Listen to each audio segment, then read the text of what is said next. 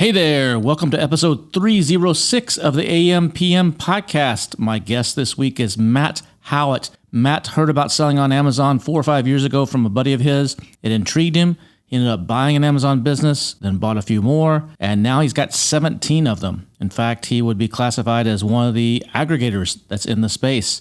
We're going to be talking about his journey and what he's doing to give his company a better chance of survival in a space that's had a lot of ups and downs over the last few years. Enjoy this episode. Welcome to the AM/PM podcast. Welcome to the AM/PM podcast, where we explore opportunities in e-commerce. We dream big and we discover what's working right now. Plus, this is the podcast where money never sleeps, working around the clock in the AM and the PM.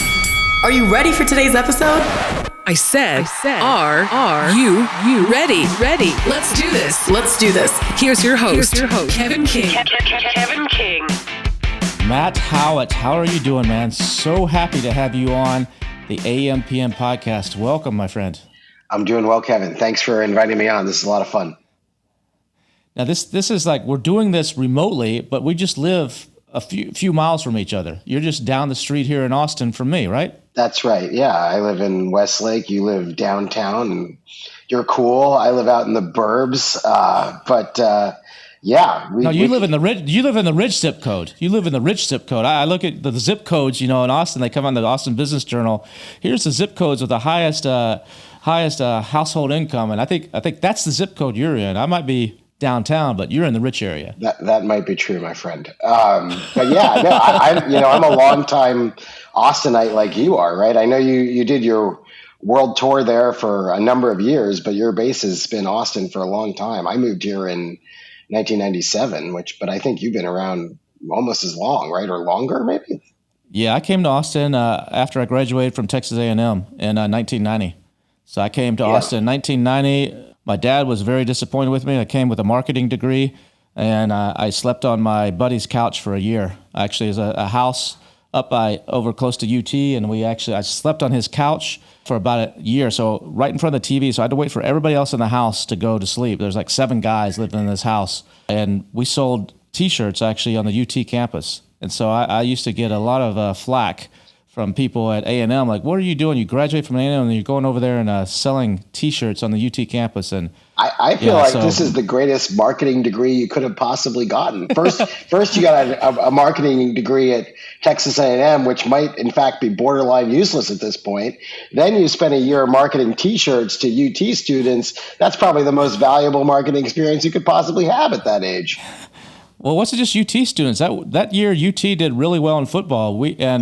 You'll like this. I mean, one of my friends was still in college at the time in the engineering school, and so we got a special permission to set up little tables on the corners around UT, like high traffic walking areas, and right then the song from MC Hammer, "You Can't Touch This," was like a hot song. Sure. So we took the U and the T and put those in like orange and the "Can't Touch This" and did this like cool little thing.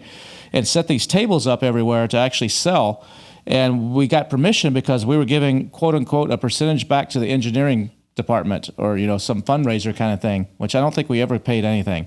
But we got permission, and then we would do game days. You'd have, back then the stadium I think was smaller, 80, 90,000 people back then coming on a game day. And we would set up and sell these shirts, but nobody could see us. You have masses of people walking into a stadium, and the only people that can see your little table are the ones that pass right in front of you. And so my buddies that I was doing this with, they're like, we got to fix this. So they built this catapult system. So they built this, took these 2x4s, it painted them black, and put all the hinges on them. And so they would fold down flat so you could put them in the back of a station wagon. And we would take them out and we would unfold them. It's kind of like unfolding a beach chair or something. We'd unfold this beach chair, and they would pop way up into the air, and we'd hang these shirts off of a clothesline way up like 10 feet in the air. So you could see them from above the crowd and everything, and we would sell $40,000 to $50,000 worth on a game day. When you're 22 years old and getting $40,000 to $50,000 in cash and splitting that among 3 partners every game day, you're riding pretty high. This is such a Kevin King story for so many reasons. But my favorite part of it being a Kevin King story is not that you're making $40,000 or $50,000 a day, but that you were making $40,000 or $50,000 a day, but still sleeping on a couch. That's my favorite. I was. I was sleeping on a Dude, couch. you can afford a much better bed than a couch when you're making, I guess it's what, only 4 or 5, maybe six home day. Yeah. Yeah, 6 home games, I think, Yeah. and we did making about $10,000. But I was buying nice stereo stuff, but I moved out a year later into my own little apartment, and I had the nicest TV, and I had all that kind of stuff. But so yeah, it was good. But we actually took that, and then we actually went on the road. We're like, this is kind of cool. Let's go hit all the spring break spots, and that's where we lost the money. We actually took a station wagon full of shirts, not UT shirts, but other stuff we did, and tried to hit all the beach towns from Padre Island to Florida and try to sell shirts to the beach shops. And that was a cool trip, nice, a lot of good beer drinking and having fun, but we didn't make too much money off of that part. I was going to say, I think it was enriching in other ways would be my guess. Exactly. But yeah, it was good times. So that's awesome. So yeah, I've been in Austin a while. I've been an entrepreneur my whole life, and that's where a lot of people, they always ask you when you get into this business, what'd you do before? I'm like, slept on a couch, and I've never worked for anybody. I've worked for something. I've had 2 jobs where I had to fill out what do you call the thing, a W-2? Where I had to fill out a W-2 that was McDonald's and a pizza delivery in high school and college. You fill out the W-4, but the W-2 is how much they pay okay. you. That's what it is. See, I don't even know the name. There you go. Yeah, you had it right. W-2 is what you got when you actually got paid. That's your annual income. I've actually never made a resume. I think I had to do one in college, for a class or something, but I've never actually made a resume. But speaking of resumes, your resume is impressive. Your resume, it's Harvard grad. What's your background? The old story background? That's correct. I graduated from Harvard in 1997, and as I was saying, moved to Austin right thereafter, and worked for a string of high-tech companies here in Austin for many, many years before becoming an Amazon entrepreneur. But yeah. So sure, we don't have to talk about my resume, but definitely, cut my entrepreneurial teeth working for, sort of different than so many other entrepreneurs in the Amazon space, in the sense that almost all of them are bootstrapped, as was your t-shirt business, for sure, was bootstrapped. But the companies that I worked for always had some sort of institutional backing, some sort of venture capital type investment, from really the time I got out of college. And I wasn't the founder of any of those businesses. And a couple of them, I was like the first employee that the founders had hired. But I didn't found any of them. But I worked for a string of companies here in Austin, I guess 5 total before starting Profound Commerce, all of which, through some a combination of luck and good, but I think more luck than good, had successful outcomes for their investors. So I got to sort of over the course of the first 20 years or so of my career, just see how that was done. How is institutional capital raised? How is a story told about what the company is going to be and how it's going to evolve? How do multiple rounds of financing work, hiring, et cetera, and so I have had quite a few jobs. I've written my resume quite a few times. And in total, before founding Profound Commerce and becoming a CEO myself, I worked directly for 5 other CEOs. When you got into this Amazon space, what actually lured you there? I mean, you said you had a side hustle and you were doing stuff, but I remember when I first met you, I think it was at the $1 Billion Seller Summits. You came to one of those a couple years ago, yeah. and then we had I think lunch afterwards because we were both here in Austin, and you're telling me a little bit, but you were still working at that time for one of these companies, and you were doing the side hustle on the side with the Amazon stuff. Right. How did this Amazon thing lure you in? Totally. Austin is a very vibrant community of entrepreneurs and all sorts of people doing things, and it's one of the reasons it's so fun to be here. It's such an interesting city with such interesting character and culture and people. And I had a friend of mine who had gotten involved in the Amazon space. And he and another guy and I would meet regularly, and we would talk about what we were all up to. We were friends and work colleagues as well, at various companies over the years. We just hang out. And, he would come in and he would tell us about what he was doing. in the Amazon space. And I couldn't get enough of it. I kept hearing what he was up to and sort of the results he was getting. And I was just like, this is really, really fascinating. And he's like, yeah, it's pretty cool, isn't it? I'm like, no, man, it's like really cool. And he was like, yeah, I guess so. Like, whatever. I feel like I was more into it than he was. And so that's sort of what, kind of got me started. And I was like, well, I'm pretty interested in this. I should like look into it. And, I thought to myself, well, I could start one of these businesses on Amazon. And I didn't know anything about the tool sets back then. I didn't know, how to use Helium 10 to, find the right keywords and find a product that is low competition, high search volume, all these kind of things. So I didn't know what to do there, but what I did have some experience in previously was buying other businesses. I had done that as a side hustle. I'd bought an internet site from a broker, and I thought, well, interesting. Let me see what I can find. And then I started to look a little bit, and I noticed that there were and this was in spring of 2018, maybe. It turned out there were a lot of Amazon businesses for sale. Of course, there became a lot more over time into 2019, 2020, 2021, and now in 2022. But, even back then, there were at least a handful of businesses for sale. And I looked at a couple and I thought they were pretty interesting. And I, just sort of on a whim decided to buy one because I was interested. And that was with your own money, or did you raise money to buy that business? It was a combination of my own money and some friends' money. Those two guys I was talking about, they kicked in some money. We found some other folks that I knew. It wasn't an institutional funding by any stretch of imagination. You might call it angel investing, but it's probably really just friends and family. There was no actual family involved, but just friends who, each of them cut me a check for, either, mid 5 figures, a couple of them 6 figures. And we went off and bought this, Amazon businesses for about $800,000. And so, and I didn't know what I was doing at all. I just thought, this is cool. I'm going to figure it out. This guy's figuring it out. All these other people are figuring it out. Some of them are getting really successful. It can all be completely time shifted. I can talk to the suppliers in China at night. I can do almost all the work, not, outside the normal office hours. Everyone, loves that aspect, I think, of being an Amazon entrepreneur is it does give you a lot of time flexibility. You certainly have to work hard, but you can kind of work at all sorts of hours and from all sorts of places, and, be successful. And so I was like, oh, well, I'll just work my day job and then I'll work on this and that'll be cool.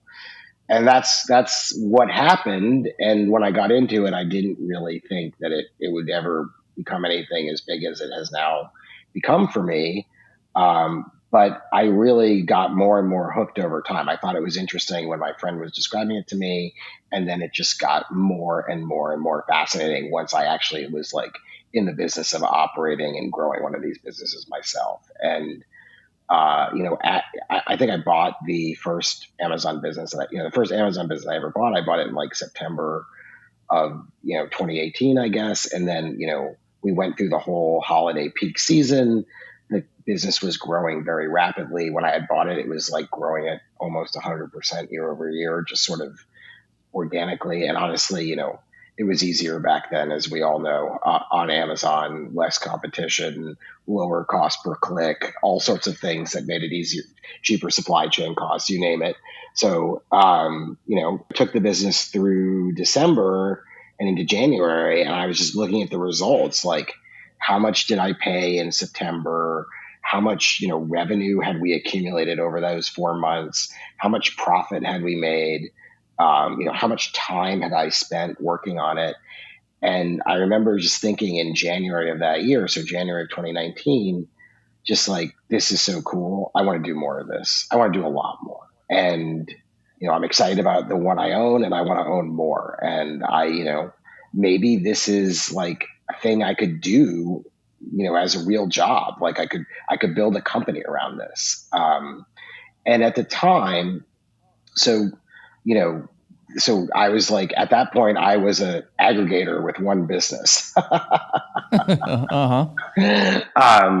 And so, I thought to myself, and I kind of knew about aggregators that were out there. Like you had the aggregators, the proto aggregators were on the scene by that point. Like Thrasio, as it turns out, bought its first business in June of 2018, I think is the right around that time. And so we, Profound Commerce bought its first business. And by the way, it wasn't even called Profound Commerce, which is of course the name of the aggregator that I now run or founded and now run. It wasn't even called that back then. It didn't even have a name, basically. But we bought our first business in September. So we didn't quite go as fast as Thrasio, I always like to joke about. But, that model was coming on the scene. There was a lot of people talking in the buying and selling community at that point about, hey, there are some people who are now becoming like repeat and multiple buyers, like brokers like Quiet Light or website closers. Like they were seeing the same guys pop up over and over again, looking to buy these businesses, even though sort of the aggregator model hadn't launched yet. So there was Thrasio. Then of course there's Richard Jalachindra's company, who you also know because he's an Austin guy, which is 101 Commerce, which of course eventually sort of merged with another aggregator, and I'm not even sure what fully is going on there anymore. But there's a couple companies doing something like what I was thinking about doing. And I just thought that this was a really good entrepreneurial opportunity, which was just, the Amazon, you don't need to tell anybody on this podcast, but like the Amazon market is massive. E-commerce is massive. Amazon is the single greatest aggregator of consumer demand for physical products that the world has ever seen. And we all know that by like the incredible search volume that Amazon has for every keyword you could possibly think of on the planet, and many, many more that you could never possibly think of. And so, it's just, it became, all of a sudden, it just looked to me like an amazing opportunity. Like, can I buy more of these businesses? Can I pay the right amount of money? They're growing really rapidly. Can I put together, a team of people who know how to do this well, who know how to, find good businesses, but more importantly than that, and this is, I've always had the mindset of, operator first. And so it was always for me, like, I want to buy these businesses because I think the brands are cool. I think the products they sell are neat. I see opportunity to sell more products to this customer base, improve roadmap, expand them in all sorts of different ways, do brand building, marketing, all the things that we do to make our businesses more successful over time. I wanted to do all that. It wasn't just, about buying the next one for me. It was about finding ones that I really wanted to run. And so, back to the origin story, and we kind of I looked around for a couple things. First, wanted to look at more businesses, but I also needed more money. Like I had essentially, tapped out the network of friends at that point. Because you went from 1 to 4 fairly quickly, right? I went from 1 to 3 in about 1 to 3 in about 3 months, and then the fourth one took us another like 9 months. And so, but by basically a year and a couple months later, I was running a small aggregator with 4 different businesses. How many people did you have working for you at that point? Because you were still doing a lot of the daily stuff. Yeah, absolutely. And I mean, even to this day, I'm still super hands-on, even though, Profound Commerce now owns 17 of them.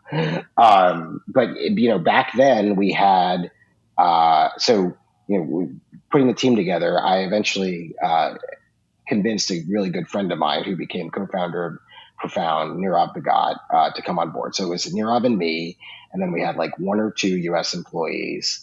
And we started building in the Philippines really early. So by the time we even had 3 brands, we had a team of 4 people that we've never called VAs. We've always just called them our Philippines team. But, the conventional. Some of those came from one of the guys you bought, right? That's right. So as many of you know, Mike Jackness's podcast, Ecom Crew, is very well known. And he talks about his business, Color It, that he sold, which was in spring of 2019. He sold it to me, and my company, Profound Commerce. And Mike is a great guy and actually is now an investor in Profound Commerce. And he, had also been building in the Philippines for a long time, even before I got to know him or got to know Color at the business. So he was helpful in helping me sort of seed our Philippines team over there. Some of the folks who worked on Color It for him in the Philippines came over to work for us as part of that acquisition. And that really got us started.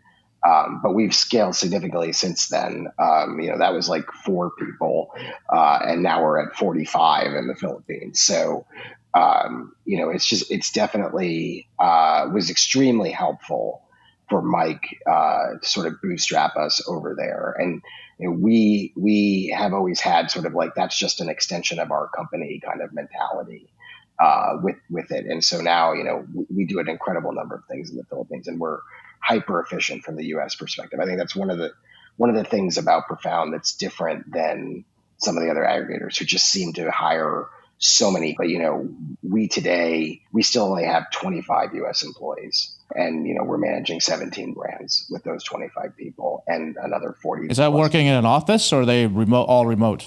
So it's hybrid. We have about 12 people here in Austin, and we do have an Austin-based office. And then we have another 10 of those people who are U.S. employees who are spread around the country.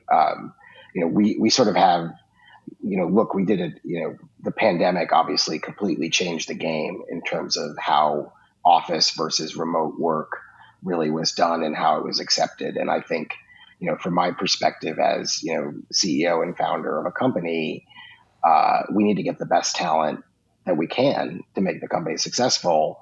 And the best talent isn't necessarily in Austin and doesn't necessarily want to come into an office every day. And so we have a very flexible policy. It's interesting. We have people who really do want to come into an office every day, and they do. I work out of our office only 2 days a week, Tuesday and Thursdays. And then Monday, Wednesday, Friday, I'm at home. We're doing this chat on a Friday. I'm working from home today. And we have a very flexible policy, and it works really well for us. And I think it's great at attracting talented people because we give them the flexibility that they want and treat them like adults, assume that they're going to get work done.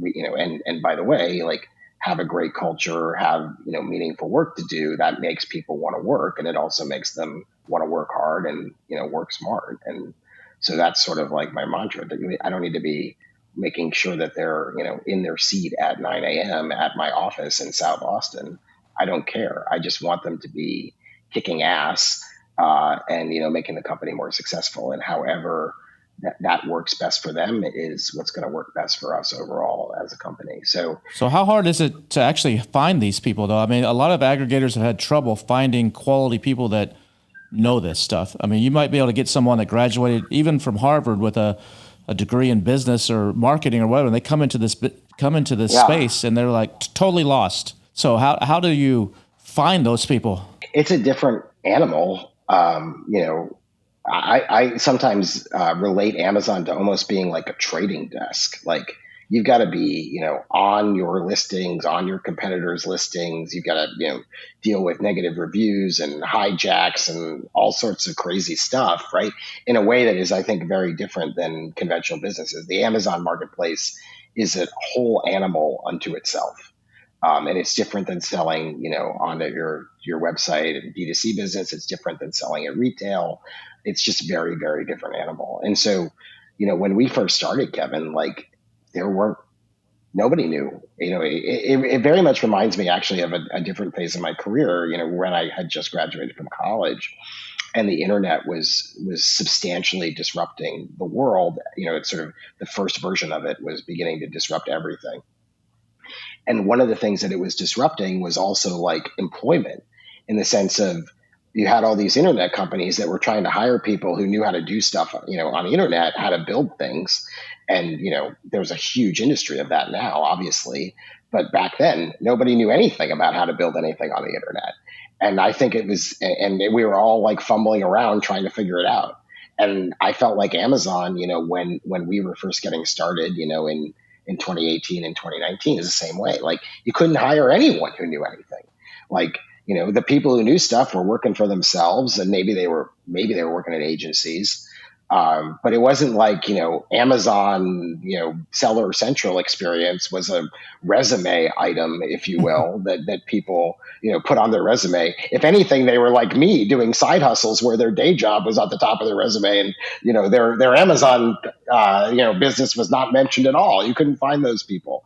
And so, at first it was really hard. And, you don't necessarily hire based on the people's experience or their specific skills, right? You hire more on their ability to learn quickly and to, be a culture fit and to assimilate into your company, et cetera. I mean, I'm sure many, many people have had the experience where you hire someone who's supposed to be an incredible expert, and then, but they are not compatible culturally in any way, or, they think that their previous context is the same as this context. So, every problem that they solve at your company is, well, we did it this way at my last company, so that's the way we should do it here. Really? Maybe not. Maybe things are different here in some set of ways that make that solution invalid. Maybe it's good, maybe it's bad. I don't know.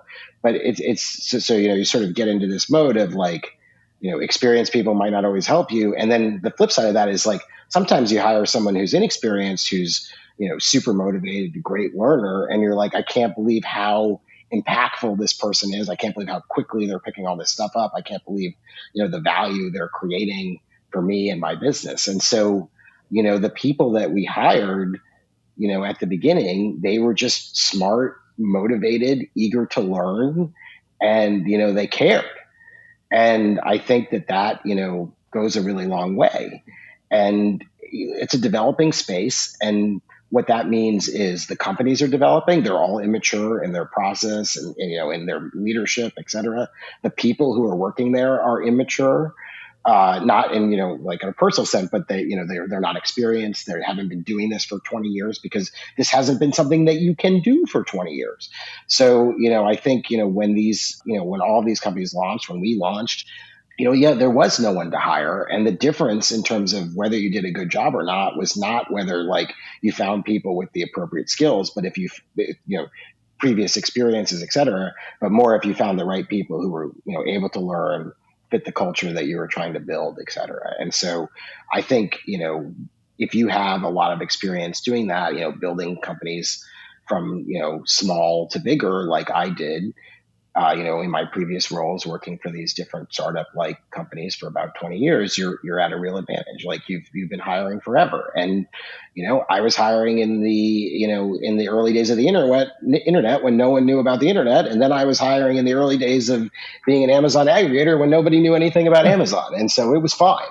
But, now it's sort of an interesting, different ball game. Like over time, we've accumulated, now this has been around for a few years, right? Like most of the bigger aggregators launched in the summer of 2020. So, we're past most of them are now at least 2 years old.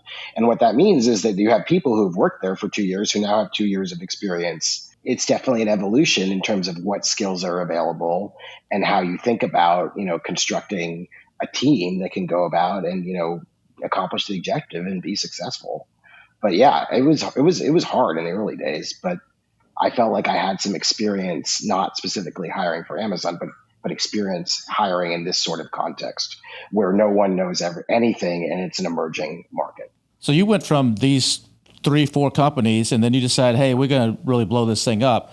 And you went out there and you used your knowledge from your last several companies on raising money, and you raised north of $50 million. Is that correct for Profound? Yeah, so that's correct. So yeah, the total amount of money that we've raised is $53 million, and that's spread across equity and debt. But yes, we were fortunate. We spent a long time looking for the right partner. I mean, I can't describe to you how weird it was for me and my co-founder Nirav in the summer of 2020. When all of these companies started to launch, when Perch is a little earlier than that, but say like Heyday and Elevate and Cap Hill and a number of them, all of whom I now know the CEOs and some of the, employees of those companies. But, I think we had the same experience that I think all of these other Amazon sellers had. I mean, at that time, we still had 4 businesses, and you're hearing about these people you're hearing about these companies that you've never heard of before, who suddenly are putting out press releases that are saying, we raised $100 million to buy Amazon businesses. And you look at, you go to their website and you look at the people on their website, on their about page, and you're like, I've been in the Amazon space for 2 years. I've never heard of any of these people. Who are they, right? Like, I think that was the reaction that the entire Amazon seller community had when Aggregators launched. Who are these guys? Like, it wasn't anybody you'd ever met at a conference before, but it was so interesting, right? They had a skill set that was pretty much fundamentally different than an Amazon sellers, right? They could go out and tell a story and get institutional capital. What Amazon sellers could do is find an amazing keyword with search volume, find a supplier, by hook or by crook, get a good product or a decent product built. It depends on what era you're in. Either, grab the product off Alibaba and just throw it up on Amazon, or maybe, later on, like, actually do some innovation, et cetera. It's a little harder, right? But, they had a very specific skill set. There was almost no overlap between those two types of people. And so it was just like very strange. So when that started happening to us, we're like, it wasn't like we had never had the idea either to try to go raise more money from outside investors to invest in more of our businesses. It's just when we would go talk to them, most of them weren't that interested.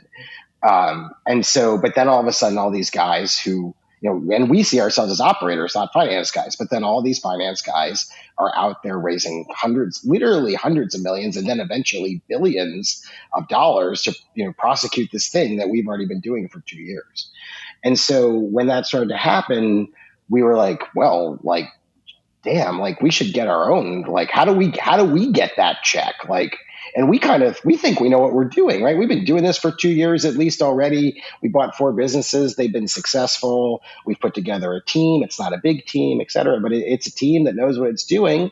Hired a few people in the US, hired more in the Philippines, et cetera. And we went and knocked on the doors that all of these different guys had knocked on. They were like, yeah, that's cool that you have 4 Amazon businesses. These guys are going to have 50 in like a week or something. They're going to buy 50 in the next month. That's a much more interesting model to us than your 4. I'm like, well, we could probably buy some more, like, but we need more money. And they're like, yeah, well, but you've only bought 4 and it's been 2 years. You're like, you guys kind of suck. And I'm like, oh man. So, but we eventually did find a great partner, which is Untitled Capital Management, is who our investor that invested $53 million. And it took us a long time. It took us from start to finish, it took us a year. But like we just started talking to them maybe like in the first 6 months. And then it took another 4 to 6 months to put the whole deal together. But Atalaya has been, I tell everyone this, and they've been really, really good to us. They've been incredibly supportive.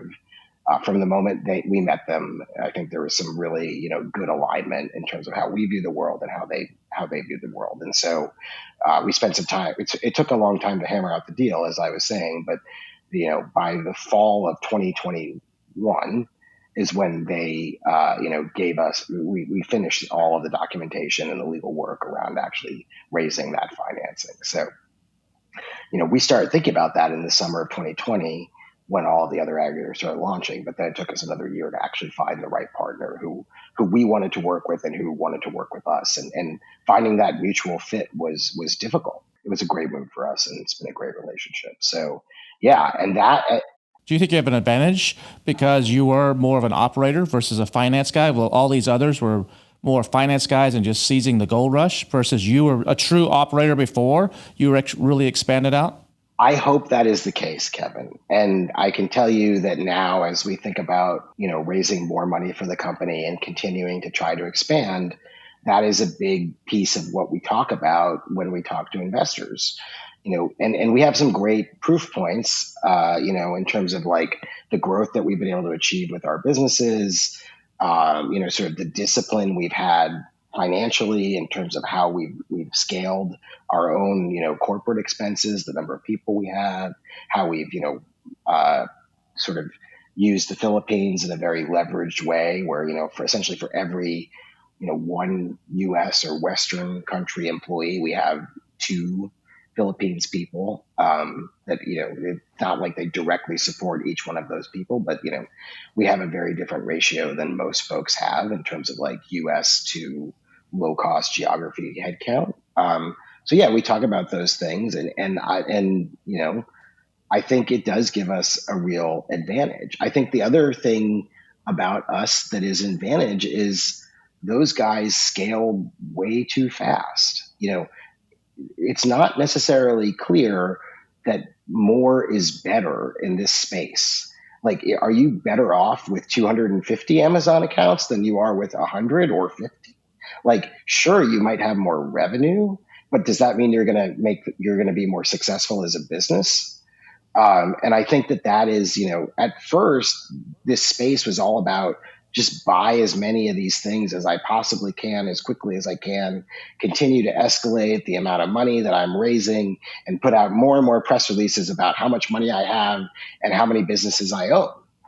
But at the end of the day, I think you kind of have to ask yourself, so what? It's like, once you buy 100 businesses, 100 Amazon accounts, is it really better to buy 200 Amazon accounts? And if you're to then buy another 100 and have 200, and if you're going to market, either to attract capital or to go public or to sell, to some other entity, are you really better off with 200 versus 100? I guess you're a more attractive company the bigger you are, but that doesn't mean that operationally you're able to manage, that many. And I think, from my perspective, the aggregators that scaled the fastest and were the best at attracting capital and then putting it to work are actually the ones that, at least, sort of from a rumor mill perspective, are doing the worst, right? Like, who are in the most trouble. And I think, we were last year, and I'm stealing this from Ryan Neeson at Elevate, so I need to properly credit him before I do it. But we were all running this race, and everyone thought, buy faster, buy more, raise more money. And because there was a perception that, the longer you wait, the more expensive various businesses got, the more likely the good businesses were going to get, snapped up by a competitor, all these sort of things. And, in 2022, that has completely changed because the world has changed significantly from, an interest rate outlook, from, inflation, which is why interest rates are rising because, government is trying to combat inflation. We have war between Russia and Ukraine. 2021 was, we'd had millions or trillions of dollars, I should say, injected into the economy because of COVID. It was a very, very frothy environment in 2021. And now things have really turned around and changed. And you can just check your stock portfolio to sort of know how difficult that's been, and sort of what the outlook is now compared to what it was in 2021. Even some of the people at some of these big ones, like, I just saw on EquityZen, someone from Thrasio is selling their shares at an 80% discount over the last valuation. Last valuation was $7.3 billion. Yeah. And they're selling at an 80% discount to the last valuation, just dumping. So there's a lot of lost faith in a lot of the aggregators, and you're seeing a lot of them are consolidating, or they're buying the bigger ones are buying the little ones, and some of them are going to probably go out of business. So where do you think this is headed in this space? I think, look, my perspective is that this is still, at least to some extent, a grand experiment to figure out if these models work. And actually, let me put it a different way. I think this model does work, but that doesn't mean that all the companies that have given all of this capital figure out the right model, right? And I think, there are going to be some set of winners in this space. I firmly believe that there are going to be companies that figure out how to operate successfully, that grow and have, sort of meaningful returns to their investors, create meaningful value for their employees, make their customers happy, all of the stakeholders, right? But I think, like in any sort of frothy market or mania or whatever you want to call it, there are going to be a lot of losers. And in fact, there'll probably be a disproportionate number of losers relative to the winners. And so I think we will see some amount of consolidation in the sense of aggregator X will buy aggregator Y. But I think that what the issue with that is that bigger may not be better. And that a measured pace to grow, sometimes the tortoise really does win the race. And it's just not entirely clear, as in the next few years develop here, that the biggest guys who grew the fastest are going to be the actual winners. And I think, it's possible that they, find way. They're the ones in the most trouble from what we can tell, in terms of just like how difficult it is to manage their businesses now. But it's possible they'll figure it out. But I think it's also, maybe smaller companies that scaled faster like us wind up being the ones that are actually the true like long-term winners in the space. And so, that's the bet that we've always made. And it's funny, I didn't really choose that bet. I just am it. Like I'm not a finance guy. Like I couldn't raise a couple $100 million in the summer of 2020. I didn't know how to do it. And so I didn't choose to be the tortoise. That's my skill set, if you will. And so, but it might just be, a lucky tortoise, if you will, and that it could work out for us, relative to some of these other guys who, not like we didn't have similar ambitions. They just had the ability to execute it much faster, but perhaps not better. So, but the story is still to be written in this regard. Like, as I said, I do think there eventually will be winners in this space. But it's not just like a manic buying spree. You really do have to build. You really do have to operate. And I think that a lot of folks got into this thinking that it was an easy money, like make a fast buck. And you just keep, they always go up and to the right, and they're just going to grow forever, and you don't have to worry about competition, and like your garlic press is always going to be superior to the next guy's garlic press, and the fact that you got 10,000 reviews on it, it's going to be it's going to sell, it's going to continue to grow forever. And anyone who's been playing the Amazon game for any period of time knows that is not how it works. One thing I always like to say is all real estate on Amazon is fleeting. You don't own your keyword. You don't own your search rank. You have to earn it every day. And there are people out there who are trying to knock you off your pedestal, right? Take away your bestseller badge, take away your top 3 rank, et cetera, let alone all the things like how Amazon's making it more and more expensive to operate. Even set all that aside, right? The competition is brutal. It's one of the purest markets out there.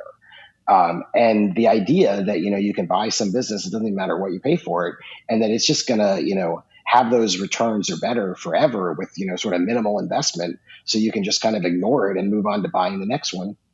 That's not how it works. That's not how any business works. And I don't think the laws of physics have been changed by the Amazon seller, third party marketplace. They have not. You still have to operate. And if you don't do those things well, you will not win. You will die. I agree. So if any of the 17 that you've bought so far just turned into be a mess, it wasn't what it was cracked up to be or what it looked like once you got truly inside of it? I mean, I think we make mistakes all the time. Like we are not perfect like everybody else. There are a couple of those 17 that we've bought that, I wouldn't say there was fraud or that we were misled or anything like that, but we made a set of assumptions that have proven to be bad. In certain cases, like we didn't fully understand, the impact that COVID had on the business, and we thought it was smaller than it was, and it was actually much larger. We didn't really understand like how COVID had impacted it, and then another year goes by, and you're like, wait, the business is very different.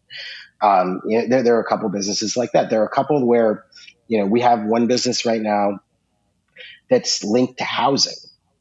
And the environment that the business was purchased in when we bought it was like the housing market was extremely, frothy. Basically, interest rates were low. Everyone can look at their real estate values over the last few years and see this enormous increase, right? And so I think we underestimated how much this business was benefiting from that very competitive home buying market that was out there, home buying and selling market. And so, there are things like that. So I would, look, we have many more wins than we have losses. And, that's the value of portfolio management, right? Like you have a series of businesses, you're not just dependent on one company that sells aprons, like our original purchase, Hudson Durable Goods. You have many businesses across different sectors, and, some are going up and some are going down. Hopefully many more are going up than going down. But the idea that you could make 17 purchases like we have and not make any mistakes and not have results that you didn't expect and not overlook things, it's insane. Of course that's going to happen. What's one of the ones that you've bought that's just taken off? Like you've just like 5x'd it or 10x'd it, or do you have something like that as well? Or are they just kind of a steady growth? We don't have any that we've 10x'd. We do have some that have doubled or tripled, and in a short period of time, in a year or two. And yeah, and so we have one business in the medical space. You can see on our website called Patient that it's been an incredible purchase, and we've doubled its revenue easily and grown its actual profitability even more than that. And so that was a really big win. And there were some interesting things there. They were doing a lot of FBM shipping when we first got involved with it. We changed everything over to FBA. Most of the listings doubled their conversion overnight when we did that. A bunch of the listings were really crappy. We improved them a lot. We got better photography, et cetera. All the things that aggregators do. We ran PPC smarter, right? All of those things, added up to almost a triple now, I think. I have lost track a little bit. But yeah, so look, we have our shares of wins. We have our shares of losses. That's going to be true for any portfolio that you're managing. I think the key bit, right, is to be a good picker, like pick businesses that have great potential, which I think, when you're trying to buy 250 in 3 years, inevitably you're going to make more bad choices. You're going to feel rushed to pick, if you will. So be a good picker, but then after that, be a good operator, right? And so, you put those two things together, and we think we're pretty good at picking. We work really hard to be good at operating, and, go from there. But back to the question about what happens. Look, Amazon is going to continue to be an incredible opportunity for entrepreneurs. And some set of people will figure out how to build scaled companies that are good at being Amazon sellers, and some people will not. And I think, I'm hopeful that we're one of the winners in the space, but we don't know yet. We're pretty optimistic about it. But I don't think that anything is inherently impossible or broken about the model. But I do think it is a heck of a lot harder than people thought. And I think you have to show up every day and have real expertise and really care, just like making any company successful. This entrepreneurship is no different than any other entrepreneurship. It takes grit, it takes hustle, it takes brain power, it takes capital, and it takes some luck. And you put all those things together, and sometimes you win. So if I'm looking to sell my business to someone like you, what is a few points that I need to keep in mind when I say, hey, I'm ready to exit my business now. Hey, Matt, would you take a look, or you may be interested? What are some things that you like to see? Yeah, I think one of the things that's interesting is what's happened in the market.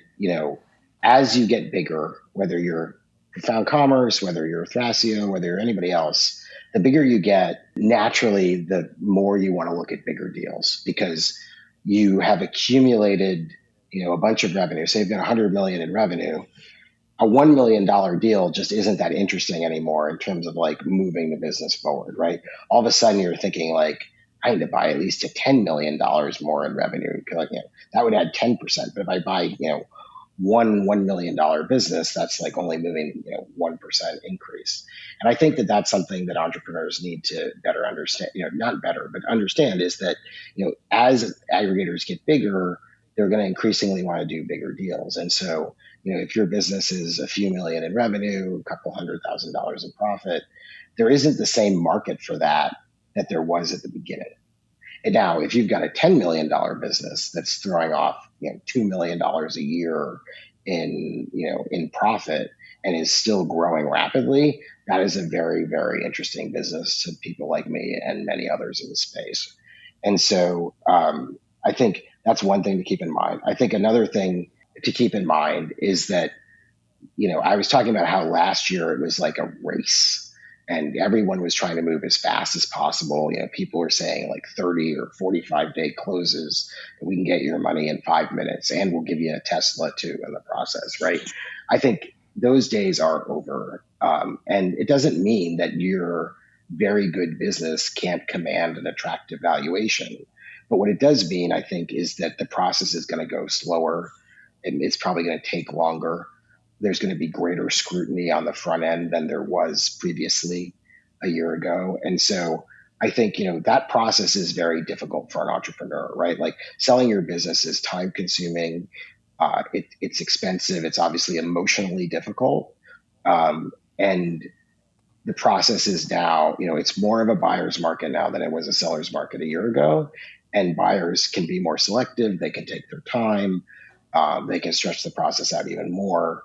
And so I think entrepreneurs sort of need to understand that new reality that, where they had a lot of leverage a year ago or 2 years ago, that is a bit different now. Now, that doesn't mean that we're, going to be jerks about buying your business. And I hope that's true of all the other aggregators, honestly. But the market is different, and sort of your expectations of how these you as a seller, your expectations of how these transactions are going to go, it's going to be different than it would have been last year. It's two things that come to mind. So if I'm new or just getting started in this business, and I just went through the Freedom Ticket, or I just found out about this, and I'm listening and trying to gather as much information. You said it earlier, the days of just going into Alibaba and sticking your name on something and selling the next garlic press are pretty much over.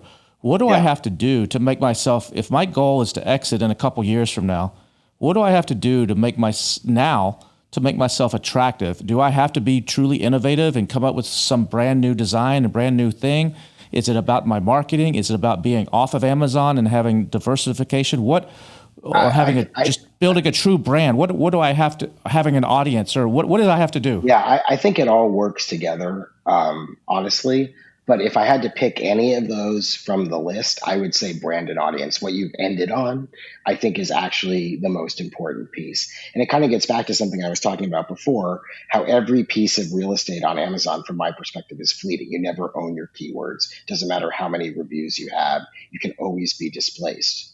But from my perspective, as a buyer, long-term value is in brand and in audience. And so, brand is your story, how you talk to your customers, certainly your visual look and feel, but it's really, what you stand for, right? When someone buys your product, what does it mean to them? And, and then also on the audience side, your audience is your tribe, right? The people who are your raving fans, who love you, who love your product, and they love your brand, and they even love you as an individual entrepreneur. And so, those things, brand and audience, I see those as being much more permanent than your search position on Amazon. And so if you've got, an attractive brand where you can, innovate and create new products and introduce those, and then you've got an audience that you can sell them into, that is something that is sustainable and durable and is worthy of someone buying your business and continuing it forward. If you just have a product that you plucked off Alibaba and is essentially a commodity and might even just be a little bit better than the previous garlic press, and say it accumulates a bunch of reviews and a bunch of cash flow, or revenue and then cash flow, at the end of the day, you've got revenue and cash flow. You have something, but what do you have of sustainable, durable value that is going to be worth something to someone, not just, in the next 5 minutes, but in the next 5 years? And I think that it is not the same environment as was, where that product has a lot of revenue and cash flow, I want it, as a buyer. It's more about you building something that is interesting and differentiated, has a brand that some set of people care about, and has an audience that, you can continue to mine and harvest value out of over time. Awesome. I can't agree more. Well, Matt, I really appreciate you taking some time today and sharing with us your journey and your thoughts about everything. This is awesome. I'm sure we could sit here and talk for another 2 or 3 hours. And if people want to reach out to you and get a hold of you, what's the best way to learn more or to reach out? I mean, it's mhowitt@profoundcommerce.com, email address. Feel free to reach out. We also info@profoundcommerce.com. More general list, we'll get to more people. But my personal email is mhowitt@profoundcommerce.com. So happy to engage with anyone and everyone about this space and share our knowledge and importantly also learn from you. So happy to chat. Well, I appreciate it, Matt. Thanks again for your time today. It's great, Kevin. Thank you for having me. This was a lot of fun. As you can see, Matt is passionate about this business and he's super smart. If anybody can make this work, it's going to be Matt. Don't forget also, if you're trying to make your business work, you need to sign up for the Helium 10 Elite. Every single month, I bring on 3 guests, and I also speak myself with my 7 ninja hacks. It's something you don't want to miss. Plus, we have roundtables where once a month we all get on a Zoom call and we just help each other out. We talk about whatever is happening in the world of Amazon e-commerce. If someone's got a problem, the group tries to help them, give them direction. It's a great opportunity for you to really advance your business. Plus, as a Helium 10 Elite member, you get access to some special tools that nobody else has access to. You get to come to the quarterly in-person meetings that happen in Irvine or sometimes in other places. There's actually one coming up in Las Vegas just before Sale and Scale Summit that a lot of Helium 10 Elite members will be at, and you get to go to those things for free. So check it out, and hopefully you will join us there. Before we go this week, I just want to leave you with little words of wisdom. This is something I really believe, and part of this is, I've traveled quite a bit, and this kind of goes with travel. It kind of goes with almost anything, really. But it's better to see something once than to hear about it 1,000 times. I really believe that. It's better to see something once with your own eyes than to hear about it 1,000 times. I'll see you next week on the next episode of the AM/PM podcast. Take care.